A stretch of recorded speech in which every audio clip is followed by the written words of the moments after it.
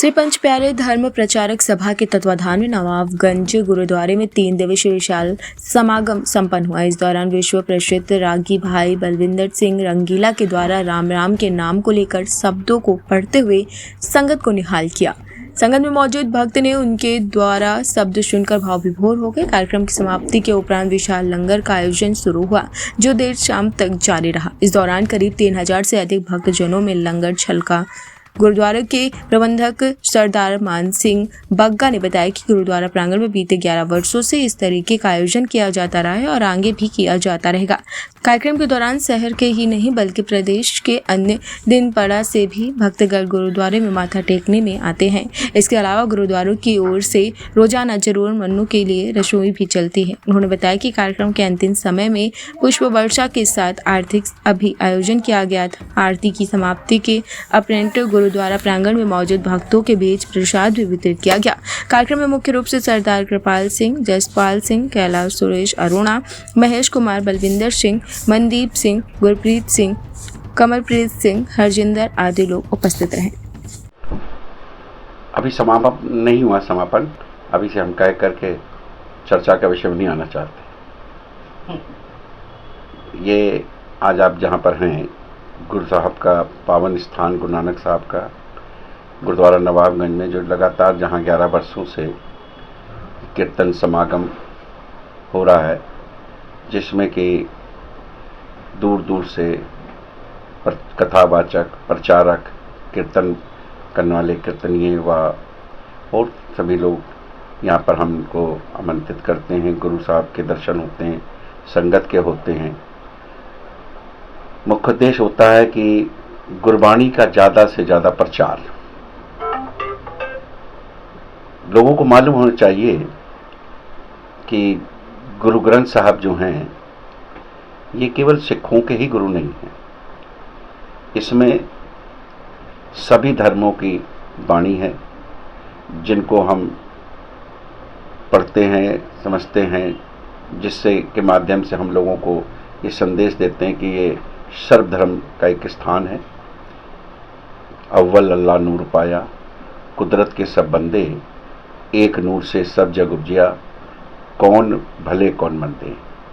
जैसे अभी आपने सुना होगा कि कुछ देर पहले जो दोपहर के समागम में हमारे भाई साहब बलविंदर सिंह रंगीला जी थे, वो एक शब्द पढ़ रहे थे, राम राम का नाम तो सभी जपते हैं, लेकिन उसको पाने के लिए उससे आत्मिक मेल होना बहुत जरूरी है। तो इसलिए ये जो समागम के माध्यम से हम एक अच्छा संदेश देश व समाज में भेजने की कोशिश करते हैं कि ताकि लोग गुरु घर से जुड़ें और उसके अंदर में, ताकि लोगों में जो आजकल आप देख रहे हैं तमाम भेदभाव धर्म को लेकर अजीबो सी बात, तो ये धर्म एक प्यार का प्रतीक है, मोहब्बत का प्रतीक है, ना कि लड़ाई झगड़े का और टेंशन का प्रतीक है। सभी धर्म अपने आप में विश्वसनीय हैं और सभी धर्मों ने हमें एकता का प्रतीक दिया है और हमारा ईश्वर एक है, वाहिगुरु एक है, सब कुछ एक है।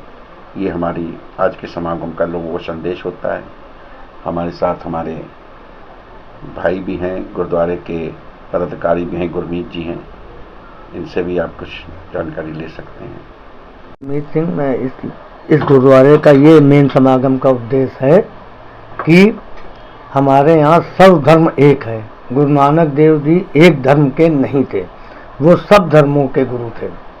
और आज जो हम लोग इस स्थान पर बैठे हैं, वो स्थान जब आप शाम को कीर्तन सुनते हैं या आज भी दोपहर में देखा, सर्व धर्म के लोग आए, ना कि केवल सिख धर्म। हर धर्म का अनुयायी यहाँ आया, उसने उसका आनंद लिया। और इसमें सबसे बड़ा श्रेय हमारे मान सिंह बग्गा जी को जाता है, जो इन्होंने एकजुटता रखी हुई है। धन्यवाद। सभी जाति को, कभी भी उन्होंने जाति धर्म को नहीं माना। उनका सब ईश्वर के बंदे हैं, ईश्वर के रूप हैं। लेकिन वो नवाब साहब थे, कहने लगे, गुरु नानक साहब, आप हिंदू मुस्लिम की बात करते हैं, आप झूठ बोलते कि हिंदू मुस्लिम सब एक है। तो उनका हाँ बिल्कुल एक है, मैं झूठ नहीं बोलता। कहीं मैं नहीं मानता। तो कहना आप कैसे मानेंगे? कहीं अगर हिंदू मुस्लिम सब एक हैं तो आज जुमे का दिन है, क्या मैं नमाज पढ़ूंगा? आप पढ़ेंगे? क्यों नहीं पढ़ूंगा? लेकिन कंडीशन एक है, आप पढ़ेंगे तो मैं पढ़ूंगा। तो कहीं मैं तो नवाब हूं, मैं मुसलमान हूं, मैं क्यों नहीं पढ़ूंगा? कहीं नहीं आप पढ़ेंगे। कहीं मैं आपसे कह रहा हूं। तो कहीं हाँ ठीक है, आप पढ़ेंगे, मैं ही पढ़ूंगा। जब ये पूरे शहर में गांव में ये बात फैली तो लोग हैरान हो गए। हिंदू जो परिवार थे कि गुरु नानक साहब मुसलमान बनने जा रहे हैं। अब सारे लोग बड़े परेशान, वो तो नमाज पढ़ने जा रहे हैं। जब काजी को बोला गया, सारे लोग इकट्ठे हुए, पूरा गांव इकट्ठा हुआ। गुरु नानक साहब गए, नमाज शुरू हुई, काजी ने अपनी नमाज, तो नवाब साहब अपने कान में डालना अल्लाह। अब वो गुरु नानक साहब अपने सीधे खड़े हुए, नमाज होती रही, वो अपने खड़े रहे। नवाब साहब की नज़र बार बार, जैसे ही नमाज ख़त्म हुई तो वो नवाब साहब कहते, मैं कह रहा था ना कि आप नमाज नहीं पढ़ेंगे, आप झूठ बोलते। कहना मैंने नमाज नहीं पढ़ी और मैं झूठ भी नहीं बोल, लेकिन मैंने आपसे ये बोला था कि आप पढ़ेंगे तो मैं पढ़ूंगा। तो कहीं वो दुनिया गवाह है, ये सब देख मैं नमाज पढ़ रहा कि ना, आप नमाज नहीं पढ़ रहे थे। आप काबुल में घोड़े खरीद रहे थे, क्योंकि उनका घोड़ा कुछ दिन पहले मर गया था।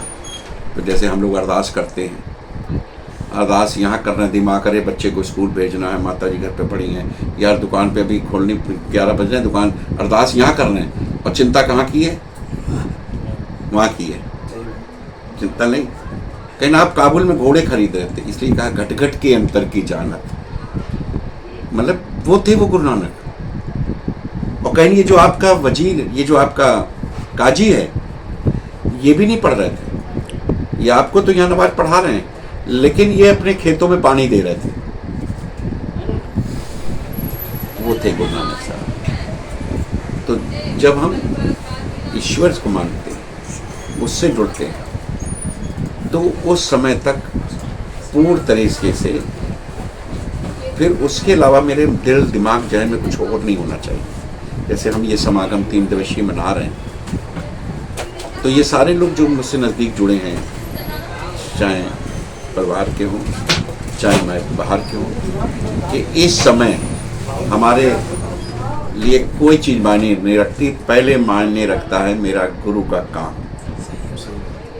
गुरु के काम के अलावा अगर चाहे इसमें कितना भी बड़े से बड़ा सुख हो, दुख हो, लेकिन वो बाद में है। जो बीड़ा मैंने उठाया, जो उसने मुझे जिम्मेदारी, जो आज ये आप लोग बरकत देख रहे हैं, जो रौनक देख रहे हैं, गुरुद्वारे तो बहुत से हैं, लेकिन ये कानपुर के इंटीरियर होने में आके बस उसकी वजह यह है कि जितनी देर मैं उसके काम को करता हूँ, तो वहाँ पर कोई इफ बट नहीं है। घर में कई बार परिवार के लोग इंतज़ार करते रहते हैं कि यहाँ लोग आए बैठे और आप अभी गुरुद्वारे में। मुझे उसका कोई खुदा नहीं। अगर उनको मेरी ज़रूरत होगी तो वो बैठेंगे, मेरी ज़रूरत मेरे गुरु को है। तो आज उसने वो इज्जत, शोहरत, मान, सम्मान जो ये आप बाबा जी हो रही, बग्गा जी,